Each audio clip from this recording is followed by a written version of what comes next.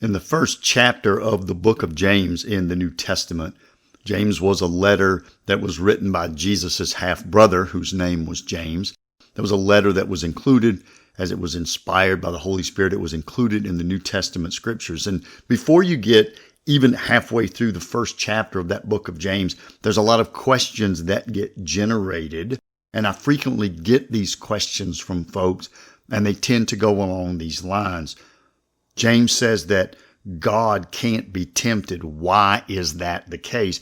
And then James says that God doesn't tempt us, but he also speaks of trials that we face, things that test our faith. We read other places in the Bible where it clearly looks like God is testing people, if not outright tempting people. And so folks often ask to make sense of those verses. Hi folks, this is Andy, the Analytical Preacher, and let me read just a few verses from that first chapter of James so that we're all on the level set of exactly what the verses say, and then we'll discuss those answers to those questions. So James chapter 1, verses 2, 3, and 4 say this: "Count it all joy, my brothers, when you meet trials of various kinds, for you know that the testing of your faith produces steadfastness. And let steadfastness have its full effect, that you may be perfect and complete, lacking in nothing." We go down a few verses. James 1, 12 to 15 says this: "Blessed is the man who remains steadfast under trial. For when he has stood the test, he will receive the crown of life, which God has promised to those who love him. Let no one say when he is being tempted, 'I am being tempted by God.' For God cannot be tempted with evil, and he himself tempts no one. But each person is tempted when he is lured and enticed by his own desire. Then desire, when it has conceived, gives birth to sin, and sin, when it is fully grown, brings forth death." So it's easy to see where the questions come from these verses. What does it mean that God can't be tempted? How can this say that God doesn't tempt us when there's all these tests and trials? And again, you look at how God dealt with Abraham or Jonah and folks like that. The answer to the first question is really straightforward, and we get a real strong clue just from James here without looking at other verses in the Bible. We get a really strong clue because you notice that James says our own temptations, actually the root issue is the evil desires, the internal sinful desires that come from the inside out. And so either our own thoughts and desires tempt us, or external forces bring temptation, but only because they can work on those sinful human desires. The Bible will often talk about those being sins of the flesh. It's just part of being humans in a fallen and cursed world that we have this real bent toward sin. And we just have these self-focused, sort of rebellious internal desires. But God doesn't struggle with those things. There's nothing sinful. There's nothing rebellious. There's nothing unholy. There's nothing selfish at all about God. Nothing about his character can be tempted. He's not going to create evil thoughts, desires, selfishness, greed, hate, lust, rebellion. He's not going to foster that within himself, and therefore no outside impact, no external circumstance, no person, no presentation, no opportunity is going to be able to cause God to sin. In fact, not even going to be able to tempt God to sin. Because even the things that are the most sinful for us, even the things that are the most appealing for us, even the sins that humans have fallen for over and over again for thousands of years, again, based on our pride, based on our greed, based on our low self-esteem, God finds none of those things appealing in any way whatsoever. And because those evil desires aren't there internally, nothing can tempt God. We can look at the second question. We sort of come at it one of two ways.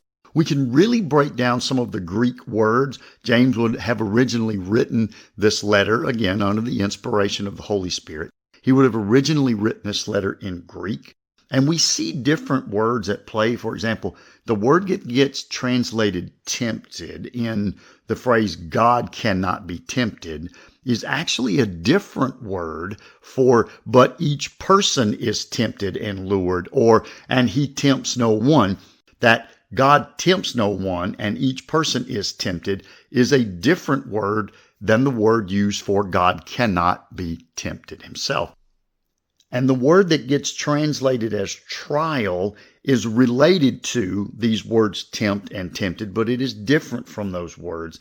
And so we can do sort of a word look, a word study of the Greek here, but I really think the easier way to do this, especially in a quick podcast, is just to look at the structure of what James has written here. I think it's a little bit cleaner way for us to decipher the meaning without trying to figure out all the stuff you have to deal with when you try to translate from a foreign language into your mother language. And you'll notice here that James sees the trials, and again, that word is related to temptation. It's related to the Greek word that's used for tempted.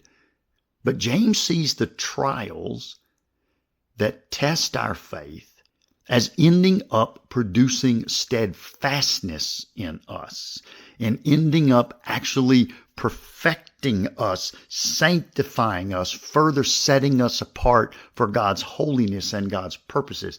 James sees the trials and the testing in that sense. And that word steadfast, that these trials that test our faith end up producing steadfastness, that word that gets translated into steadfast has this connotation of this being constant, being patient or long-suffering, having great endurance. And so when it says the trials that test our faith produce steadfastness, James is saying the trials that test your faith, the difficulty, the circumstances, the tests that come along, the persecution even that would come along that would test your faith. Really what those will do, they will end up producing in you a more constant, a more stable faith. They build in you patience and long suffering. They build a faith that you know can and will endure. And that continues to set you apart, lead you toward that perfect sanctification that God desires for your life. And so the idea here is not only that our faith is tested and gets stronger. Think about if you work a physical muscle, it gets stronger, and then you generally become more confident in it. You have a problem with your knee, you have some type of surgery, then you go to physical rehab, physical therapy. And as you begin to build the muscles back around that joint, you begin to also increase your confidence in that joint. And I think James sees it in other biblical writers as well, sees it that same way here. You're exercising your spiritual muscles in a way that strengthens them, but it also gives you confidence in them. And we all know there are some things in life we simply cannot have true confidence until we know we've done it ourselves.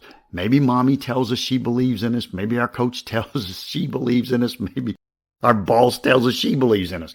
But until we do some things ourselves, there's always that nagging doubt. And so I think James is saying the trials and the tests that you get, don't say that God is tempting you, because if God is involved, when God is involved, as God is involved in those trials and in those tests, it's to build you up, and not only build you up, but allow you to realize you are being built up so that you have even more confidence, so that when the next trial comes, the next test comes, you know your faith is durable and the temptation is lessened and your confidence is increased still more.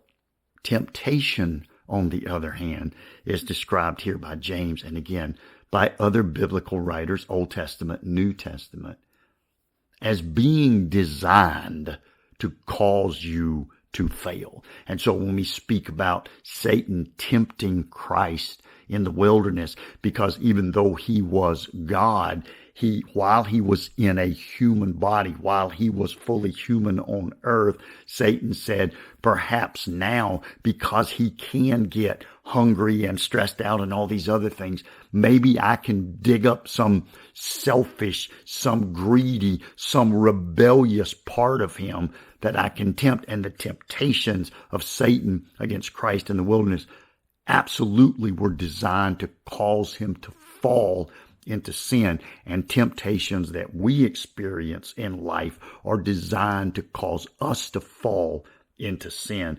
And if we think about it, we can close this topic out, as I often do, looking at a parent-child type relationship. Most parents would say, grandparents, even mentors of young people would say, we often want to test the young people in our care. So say we've spoken to them about, this is how we build this, or this is how we fix that, or this is how we engage and solve this type of a problem. But again, in order to give that young person confidence, they need to do it on their own. And maybe it's a written test. You need to pass this written test to show that you can do these quadratic equations. Or maybe it's a hands-on test. We're going to take this and we're going to see if you can fix this circuit board in the computer, or whatever it is that you're trying to do. And as I'm testing you, it is a trial for you because you've not done it before, and it is complicated, and you may make a mistake here or there. It is a test, it is a trial, but it's designed to see where your progress is. And it's designed to show you that you have made progress as we've gone through the parenting, grandparenting, mentoring relationship. And then that will allow you to build confidence and feel more capable, allow you to face bigger trials, take bigger tests, succeed over them, grow your confidence still. And so parents, grandparents, mentors, teachers, bosses will often say, we want to test. We even want to stress. We want to put through trials individuals, especially those that we have big designs for. We want our child to be able to succeed when they're out in the real world. We want our intern employees to be able to move into management positions ultimately. And so we stress test them. We try them as we're teaching them to really build them up, give them the skills, but also give them the confidence. But no parent, no grandparent, no mentor, no boss says, I want to tempt this person, my child, my employee. I want to tempt them with the intentional purpose of causing them to fail. And so again, we could say, parents don't tempt their children to rebel against them. Parents don't tempt their children to sin against them. That's what James is saying.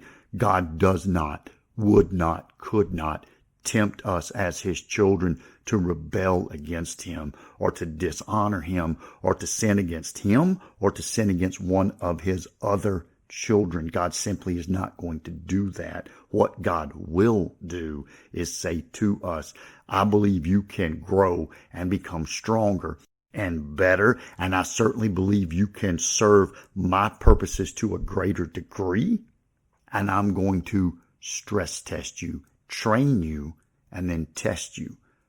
Train you and then put you through a trial. And it's going to build you up, and it's going to build your confidence, and it's going to give you this steadfast, patient, long-suffering, and endurable faith as you move forward in life.